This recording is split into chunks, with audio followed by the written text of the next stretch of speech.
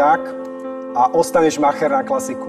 Vôbec sa toho neboj, že tvoje taniere, ktoré si nazval, alebo jedlá rustikálne, že by mali byť v budúcnosti zlé. Tvoj podpis sa vrie do pamäti práve nám a ľuďom v Masterchef.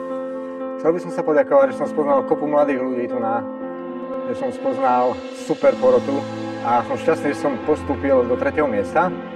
V podstate je to medaila. To tak, máš bronzovú medailu. Áno. Si úžasný človek a s mladými si držal naozaj krok úplne bravúrne, takže klobúk dole. Počúvaj ma, si pre mňa veľkou inšpiráciou, len kvôli tomu, ako si zmenil svoj život a svoj životný štýl. Zo 145 kg schudnúť na toto, zo 60 cigaret prestav fajčiť, si bojovník. Ďakujem krásne.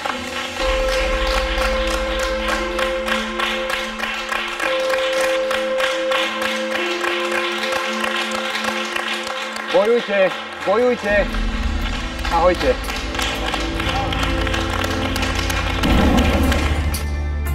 Vážení priatelia, keďže show Masterchef pre mňa skončila, chcel by som sa vám touto cestou poďakovať za vašu priazeň a podporu. To, že som nevyhral a skončil som na 3. mieste, mi vôbec nevadí, lebo som získal veľa nových priateľov, veľa skúseností, ale my nekončíme. Táto show pokračuje ďalej.